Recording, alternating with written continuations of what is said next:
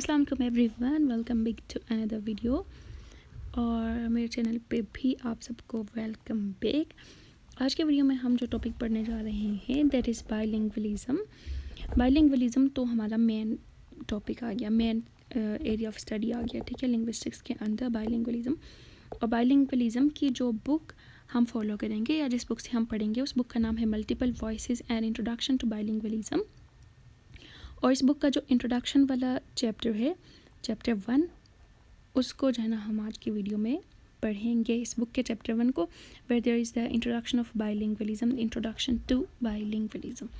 Okay, तो ये है चैप्टर 1 का content, introduction, bilingualism, there languages and so on. There are so many topics and सब topics, उनमें से हम लोग जो है ना इंपॉर्टेंट टॉपिक्स डिस्कस करने जा रहे हैं। The first topic is introduction to bilingualism। तो bilingualism जो है, ब्लूमफील्ड के लिए bilingualism क्या है? तो him bilingualism is the native like control of two languages। Bloomfield के मुताबिक bilingualism का मतलब ये है कि native like control of two languages, किसी बंदे के पास, किसी इंसान के पास अगर दो लैंग्वेजेस की नेटिव लाइक कंट्रोल हो, अगर वो नेटिव लाइक जो है ना लैंग्वेज को बोल सकता हो, अगर वो नेटिव्स की तरह लैंग्वेज को बोलने की सलाहियत रखता हो, बोलने की एबिलिटी रखता हो, तो हम उसको कहते हैं बाइलिंगुअल। उस बंदे को हम कहेंगे बाइलिंगुअल और इस प्रॉपर्टी को कहेंगे बाइलिंगुअलिज्म। अच्छा, फिर आगे एक बात आती है हमारे पास मोनोलिंगुअल। मोनोलिंगुअल किस बंदे को कहते हैं? A person speaking only one language. Mono means one, lingual means language. Monolingual ऐसा बंदा हो गया जो सिर्फ एक ही लैंग्वेज बोलता है, दैट्स वेरी ईजी। इसी तरह bilingual a person speaking at least to language, ठीक है, कम अज़ कम दो लैंग्वेजेस जिसको बोलनी आती हों, वो हो गया बाइलिंगुअल। उसके अलावा पॉलीग्लॉट्स का मतलब है sometimes useful a bilingual, specially one speaking many. ऐसे बाइलिंगुअल के लिए कुछ टाइम्स यह वाला वर्ड हम यूज़ करते हैं जो कि बहुत सारे लैंग्वेजेस को क्या करता है, यूज़ कर सकता है। वन स्पीकिंग मैनी यानी कि मैनी लैंग्वेजेस। इसी तरह से लैंग्वेजेस के अंदर की जब हम बात करें तो ये ऐसी चीज़ें हैं जो हमें पता होनी चाहिए in order to know about और in order to study about the bilingualism. L1 से मुराद है फर्स्ट लैंग्वेज। फर्स्ट लैंग्वेज से मुराद है वो लैंग्वेज जो हम लोग बचपन में सीखते हैं अनइंटेंशनली, जो कि हमारी मोस्टली मदर टंग होती है। तो हमारी मदर टंग मोस्टली हमारी L1 होती है, फर्स्ट लैंग्वेज, जो कि हम चाइल्डहुड में सीख रहे होते हैं अनइंटेंशनली। इसी तरह से L2 किस लैंग्वेज को कहते हैं? Any second language. Second language को कहते हैं L2। अब सेकेंड लैंग्वेज से क्या मुराद है? सेकेंड लैंग्वेज से मुराद है ऐसी language what's acquired later either as a child और एडल्ट। अर्ली चाइल्डहुड के बाद जो हम लैंग्वेज सीखते हैं उसको हम कहते हैं सेकेंड लैंग्वेज यानी कि L2, चाहे वो चाइल्डहुड के आखिरी हिस्से में हो या फिर एडल्ट होने के बाद हो। तो हमारी जो मदर टंग है उसके अलावा जितनी भी लैंग्वेजेस उसके बाद हम सीखते हैं उन सबको कहा जाता है सेकेंड लैंग्वेज। इसी तरह से लिंग्विस्टिक रेपर्टोयर से मुराद है the languages a person speaks, यानी कि वो कौन कौन सी लैंग्वेजेस हैं जो कि एक बंदा बोलता है या बोल सकता है। बाइलिंगुअल्स इन देयर लैंग्वेजेस। अब ये तो बात हमें समझ आ गई कि बाइलिंगुअल्स ऐसे बंदे होते हैं जो कि एटलीस्ट दो लैंग्वेजेस बोलना जो है जिनको आता हो, एंड द लैंग्वेज, और उनकी लैंग्वेजेस क्या होती हैं वो हम अभी पढ़ेंगे। Being bilingual doesn't imply complete mastery of to languages. अगर कोई बंदा बाइलिंगुअल है यानी कि अगर उसको दो लैंग्वेज आती हैं तो लाजमी नहीं है कि वो दोनों ही लैंग्वेजेस में जो ना कम्प्लीटली मास्टर हो, यानी कि दोनों में ही नेटिव्स की तरह बोलना लाजमी नहीं है। Speakers are rarely equally fluent in two languages. बहुत कम ऐसा होता है कि स्पीकर जो है ना वो फॉर L1 और L2 दोनों में इक्वली प्रोफिशेंट या फिर इक्वली फ्लुएंट होते हैं। दोनों में सेम फ्लुएंसी होना जो है ना वो एक नॉर्मल बात नहीं है, बल्कि रेयरली, कभी कभी या फिर बहुत कम जो है ना ऐसी सिचुएशंस आती हैं। We are innately programmed to acquire a language quite effortlessly as young children when exposed to it। हमारे अंदर जो हम ह्यूमंस के अंदर ये इनेटली प्रोग्राम्ड है, नेचुरली हमारे अंदर ये बात है, ये प्रॉपर्टी है कि हम लोग एज ए यंग चिल्ड्रन यानी कि बचपन में बहुत छोटे जब होते हैं तो तब अगर हमें किसी लैंग्वेज का एक्सपोजर मिले, अगर कोई लैंग्वेज हमारे एक्सपोजर में हो तो वो हम जो है एफर्टलेसली सीख लेते हैं, जिसके लिए हमें एफ़र्ट करने की ज़रूरत नहीं पड़ती है, वो हम एफर्टलेसली और अनइंटेंशनली सीख लेते हैं। अब जैसे हम जो है ना इंग्लिश सीखने के लिए यहाँ पे अपना जो दिमाग खपाते हैं, अपना सर खपाते हैं, वैसा नहीं होता है। अगर हमें जो है ना बचपन में उसका एक्सपोजर मिले अनइंटेंशनली और ज़्यादा एफर्ट के बगैर ही हम वो लैंग्वेज सीख सकते हैं, क्योंकि हमारे अंदर इननेटली प्रोग्राम्ड है, that's a natural thing in us. Speakers are bilingual when they have also acquired or learned to speak or understand as a minimum some phrases that show internal structure relations in a second language. यानी कि bilingual होने के लिए इतना है कि बंदे को जो है ना लैंग्वेज को बोलने और समझने की बंदे के अंदर सलाहियत हो. और सबसे कम बात यानी कि सबसे कम कंडीशन ये है कि जो बाइलिंगुअल हम उसको तब कहेंगे जब वो सम फ्रेजेस दैट शो ऐसे फ्रेजेस बोल सके सेकंड लैंग्वेज के अंदर जो कि उसके जो है ना इंटरनल स्ट्रक्चरल रिलेशंस को शो करते हो. यानी कि अगर किसी बंदे की सेकंड लैंग्वेज इंग्लिश है तो वो इंग्लिश के अंदर ऐसे फ्रेजेस बोल सके, ऐसे सेंटेंसेस बोल सके जो कि इंग्लिश के इंटरनल स्ट्रक्चर को शो करते हैं. अब अगर हम इंग्लिश के अंदर सेंटेंस स्ट्रक्चर को देखें, सपोज इंटरनल स्ट्रक्चर्स के अंदर सेंटेंस स्ट्रक्चर को देखें तो सिंपल सेंटेंस में हमारे पास आता है subject plus verb plus object. तो ऐसा बंदा जो कि इस तरह के सेंटेंसेस बना सकता हो तो हम उसको कहेंगे कि वो बाइलिंगुअल है. इन एडिशन टू हिज और हर मदर टंग अगर वो इंग्लिश इस तरह से बोल रहा है तो he or she will be bilingual. The problem is that there is no acceptable formula for exactly what's necessary for a person to claim to be bilingual. यानी कि ये तो है कि बंदे को 2 लैंग्वेजेस आनी चाहिए, लेकिन इस बात के लिए हमारे पास जो है ना कोई एग्जैक्ट लॉ या एग्जैक्ट फार्मूला नहीं है कि बाइलिंगुअल होने के लिए बंदे को कितनी लैंग्वेज आनी चाहिए. तो कोई एग्जैक्ट फार्मूला नहीं है हमारे पास. Some are equally proficient in second languages but generally all bilinguals are not equally proficient in languages. कुछ बाइलिंगुअल्स ऐसे होते हैं कि जो दोनों ही लैंग्वेजेस में इक्वली प्रोफिशेंट होते हैं, दोनों ही लैंग्वेज को बहुत अच्छी तरह से बोल सकते हैं. लेकिन बाकी जनरली बहुत सारे बाइलिंगुअल्स ऐसे होते हैं कि दोनों लैंग्वेजेस में जो ना उनकी प्रोफिशेंसी सेम नहीं होती है. सपोज़ हमारी फर्स्ट लैंग्वेज है एक लैंग्वेज, कोई से भी उर्दू हो इंग्लिश हो, उसके अलावा सेकंड लैंग्वेज भी है. तो मोस्ट ऑफ द टाइम्स ये होता है कि दोनों लैंग्वेजेस में फर्स्ट लैंग्वेज और सेकंड लैंग्वेज में प्रोफिशेंसी या फ्लुएंसी सेम नहीं होती है. और इस बात के जो ना 2 रीज़न्स हैं. एक रीज़न्स ये है कि few bilinguals have been exposed to equally expose to all languages in their repertoire. यानी कि वो बंदे जो कि दोनों लैंग्वेजेस फर्स्ट लैंग्वेज और सेकंड लैंग्वेज दोनों को ही इक्वली प्रोफिशेंट इक्वल फ्लुएंसी के साथ बोल सकते हैं. उनकी रीज़न ये है कि उनको जो है ना इक्वल एक्सपोयर मिलता है दोनों लैंग्वेजेस का. अगर हम उर्दू इंग्लिश दोनों सीख रहे हैं तो हमें उर्दू का जितना एक्सपोयर मिल रहा है उतना ही अगर हमें इंग्लिश का भी एक्सपोयर मिले तो ये पॉसिबल है कि दोनों ही लैंग्वेज के अंदर हमारी प्रोफिशेंसी ज़्यादा हो. लेकिन अगर प्रोफिशेंसी ज़्यादा नहीं है तो उसकी रीज़न ये है कि they don't use them with the same frequency और इन द सेम सिचुएशंस. यानी कि फ्रीक्वेंसी सेम नहीं होती और सिचुएशन सेम नहीं होता है.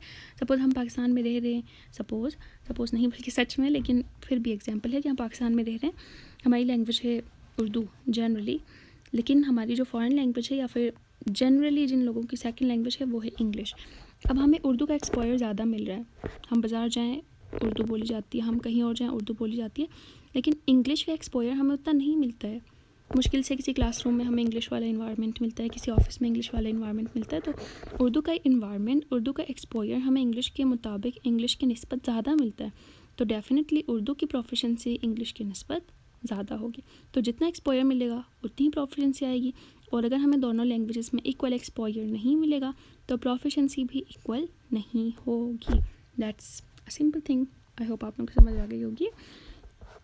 And then where did bilingualism come from. अच्छा ये तो है कि बाइलिंगुअलिज्म हम समझ आ गए, लेकिन अब यहाँ पे ये सवाल उठता है कि where did bilingualism come from. ठीक है, यानी कि बाइलिंगुअलिज्म आई कहाँ से है. तो इसके लिए जो है ना स्टोरी ऑफ बैबल मोस्टली ना इसके लिए नरेट की जाती है. स्टोरी ऑफ बैबल एक स्टोरी है जो कि मैंने यहाँ पे लिखी नहीं है, लेकिन मैं आप लोगों को ये कहानी सुनाती हूँ, आप लोगों की नानी दादी बन के. अच्छा, तो स्टोरी ऑफ बैबल जो है वो बाइबल जो बुक है, रिलीजियस बुक जो है, उसके अंदर की स्टोरी है. उस स्टोरी के मुताबिक ये है कि जो है ना पहले एक जगह पे लोग रहते थे, उस जगह का नाम था बैबल. और फिर वहाँ पे जो लोग थे वो क्या कर रहे थे कि वो एक टावर बना रहे थे. वो टावर क्यों बना रहे थे?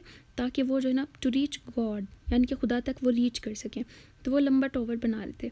तो फिर मतलब कहानी इस तरह की है कि कहते हैं कि इस मतलब यानी कि खुदा तक पहुँचने की उन्होंने जो कोशिश की, इस कोशिश की सज़ा में खुदा ने ये किया कि उनके अंदर जो है ना उनकी यूनिटी को ख़त्म किया, उनके इत्तेफाक को ख़त्म किया और उनको जो है ना बहुत सारी languages they the.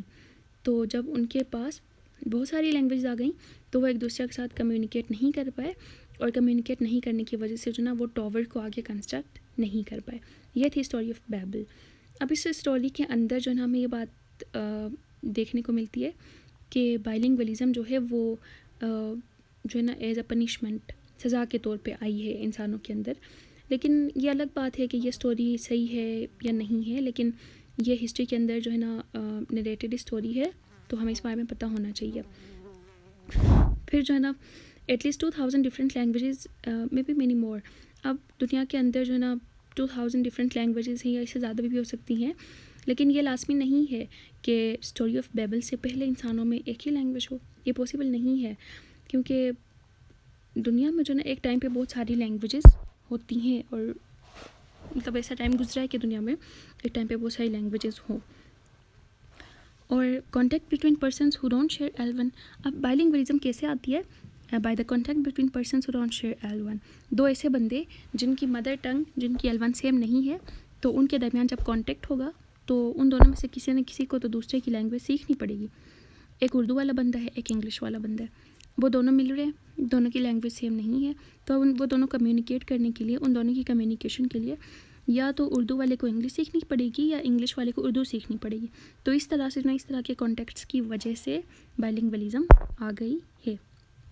Parameters of learning language, second language की यहाँ पे बात हो रही है, तो सेकंड लैंग्वेज को लर्न करने के, उसको सीखने के अंदर पैरामीटर्स, फैक्टर्स वगैरह क्या आते हैं? एक्विजिशन एज, जैसे कि मैंने बताया कि बचपन के अंदर हम एफर्टलेसली लैंग्वेज को सीख सकते हैं, तो एक्विजिशन एज भी जो है एक पैरामीटर आ गया।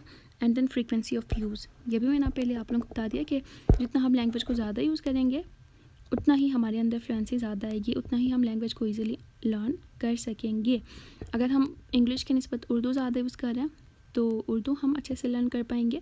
नहीं, अगर हम इंग्लिश के निस्बत उर्दू ज़्यादा यूज़ कर रहे हैं, उर्दू की निस्बत इंग्लिश ज़्यादा यूज़ कर रहे हैं, तो हमारे अंदर इंग्लिश को जो है लर्न करने की एबिलिटी ज़्यादा होएगी। एक्सपोजिशन ऑफ लैंग्वेज, एक्सपोयर जो हमें मिलता है, as I told you earlier, जितना हमें ज़्यादा एक्सपोयर मिलता है उतनी ही हमारी लर्निंग ईजी होती है। Linguists what they know and don't know. अच्छा, लिंग्विस्ट को कौन से बंदे हो गए? ऐसे बंदे जो कि लैंग्वेज को स्टडी करते हैं, लैंग्वेज के स्ट्रक्चर को स्टडी करते हैं। तो जब भी लोग जो है ना लिंग्विस्ट को देखते हैं या लिंग्विस्ट से मिलते हैं, उनको पता लगता है कि हाँ भाई ये बंदा जो है वो लिंग्विस्ट है, तो वो जो है ना नॉर्मली 2 क्वेश्चंस पूछते हैं उन लिंग्विस्ट से। पहला क्वेश्चन उनका होता है how many language do you speak.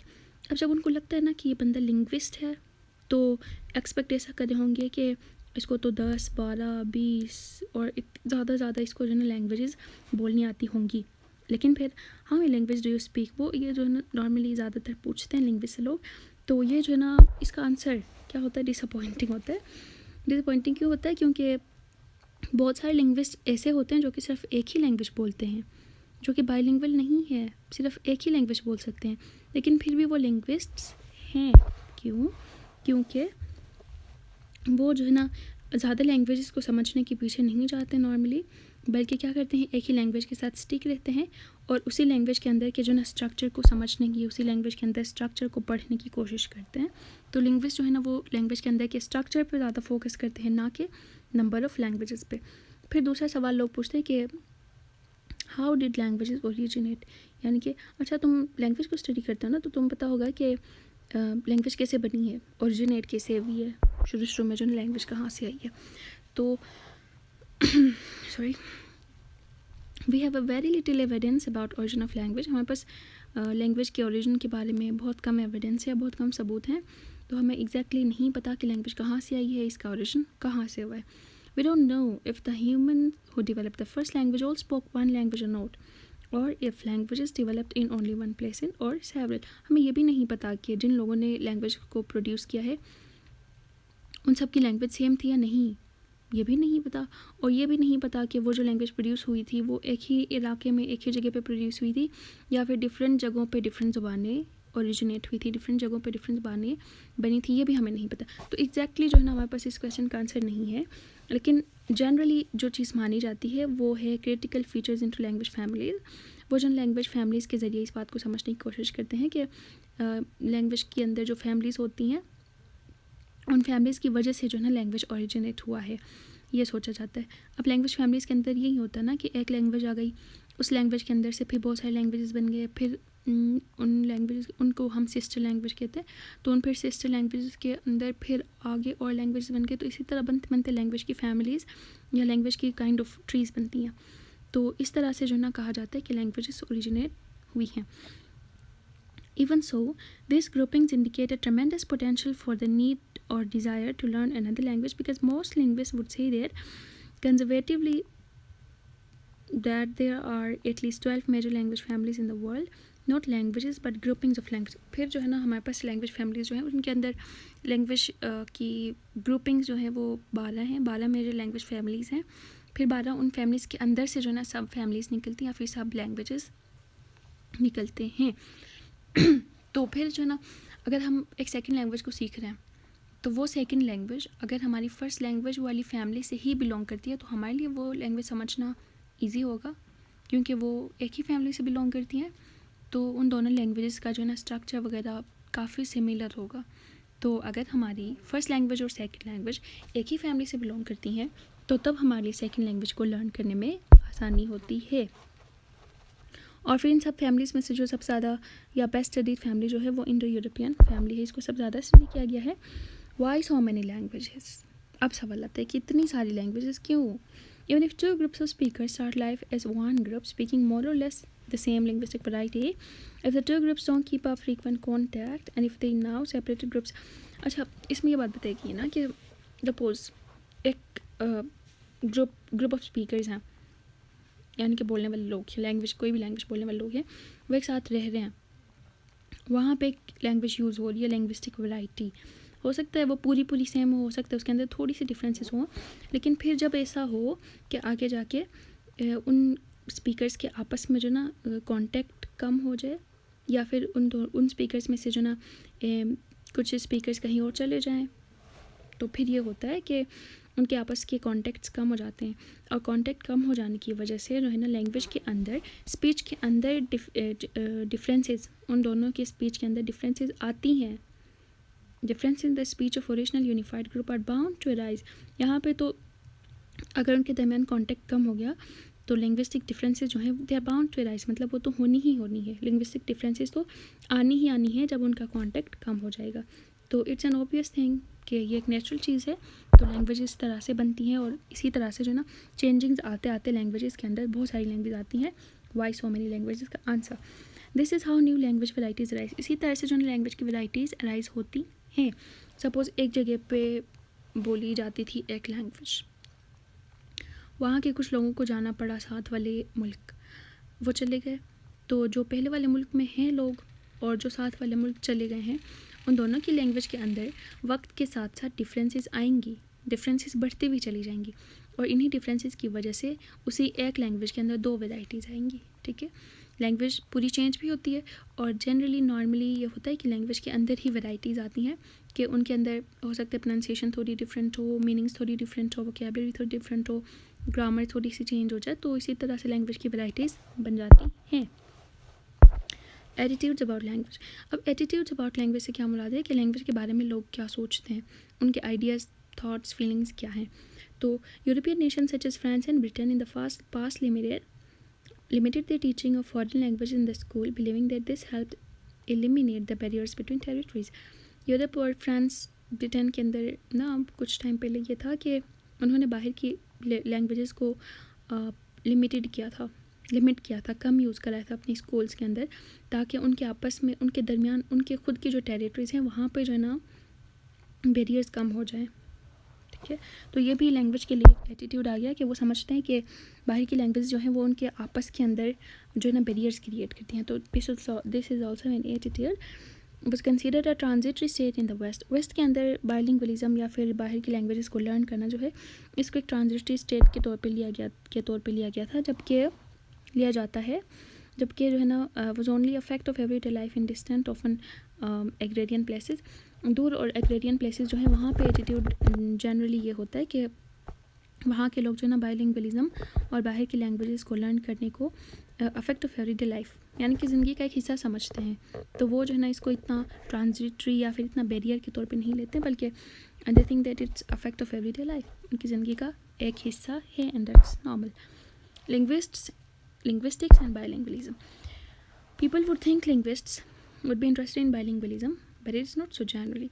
लोग जो है ना, जैसे कि मैंने पहले बताया कि लोग लिंग्विस्ट के बारे में ये सोचते हैं कि वो बायलिंगुअलिज्म में इंटरेस्टेड होंगे, यानी कि अगर कोई बंदा लिंग्विस्ट है तो उसको बहुत सारी लैंग्वेजेस बोलनी आती होगी, लेकिन जनरली ऐसा नहीं होता है। बल्कि लिंग्विस्ट्स क्या करते हैं, they stick to one language, वो एक ही लैंग्वेज के साथ स्टिक हो जाते हैं, they stick to one language, और उसी लैंग्वेज के स्ट्रक्चर को पढ़ने की कोशिश करते हैं, उसी लैंग्वेज के स्ट्रक्चर को समझते हैं। Bilingualism offers a unique opportunity to understand the structures of a particular language. Bilingualism की वजह से ये होता है कि लैंग्वेज को जो है ना, लैंग्वेज के अंदर के स्ट्रक्चर को समझना ईजी होता है। इसीलिए फिर कुछ लिंग्विस्ट्स ऐसे होते हैं जो कि क्या करते हैं, कोई हाइपोथेसिस है सपोज, तो उस हाइपोथेसिस को जो है एक लैंग्वेज के अंदर उसको टेस्ट किया, फिर दूसरी लैंग्वेज में उसको टेस्ट करेंगे, फिर तीसरी लैंग्वेज में इसका टेस्ट करेंगे। तो इसी तरह जो है ना बायलिंगुअलिज्म उनके अंदर इस तरह से थोड़ी सी एडिशन होती है कि वो हाइपोथेसिस को टेस्ट करते हैं। इसके अलावा वैल्यूज़ इन स्टडिंग बायलिंगुअलिज्म, बायलिंगुअलिज्म को स्टडी करने के लिए क्या वैल्यूज़ हैं, ठीक है। तो बुक के अंदर जो मैंने आपको बुक का रेफरेंस शुरू में बताया था, उसके अंदर बताया गया कि two intrinsic values in studying bilingualism को स्टडी करने के अंदर जो ना 2 इंट्रेंसिक वैल्यूज़ आती हैं।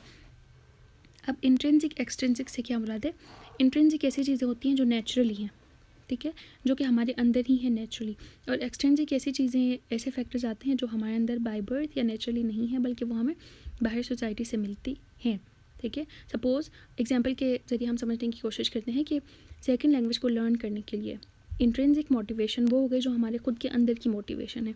जब मैं सोचूं कि मेरे लिए इंग्लिश ज़्यादा इंपॉर्टेंट है, तो ये मेरे लिए इंट्रेंसिक मोटिवेशन आ गई, क्योंकि मेरे खुद के अंदर की है। लेकिन अगर इंग्लिश को पढ़ने की मोटिवेशन मुझे सोसाइटी से मिल रही है, बाहर किसी से मिल रही है, तो वो मेरे लिए एक्सट्रिंसिक मोटिवेशन होएगी। तो इसी तरह से this is the difference between intrinsic and extrinsic, intrinsic and extrinsic. लेकिन आप लोगों ने ज़्यादा नेटिव लगना है तो आप कहें इंट्रिंसिक एंड एक्सट्रिंसिक। अच्छा खैर, मैं कह रही थी कि 2 वैल्यूज़ हैं बायलिंगुअलिज्म को स्टडी करने में। पहली वैल्यू है कि bilingualism tells us something about the genetic potential of humans. Bilingualism से जो हमें जेनेटिक पोटेंशियल का भी पता लगता है। अगर कोई बंदा है वो एक से ज़्यादा लैंग्वेजेस को लर्न कर रहा है, और फिर जो ना उन सब लैंग्वेजेस के स्ट्रक्चर को समझना, सभी लैंग्वेजेस को डिफरेंट सिचुएशन में यूज़ करना, सबकी वोकेबलरी में डिफ्रेंशिएट करना, इन सब के अंदर हमारी कॉग्निशन इन्वॉल्व होती है।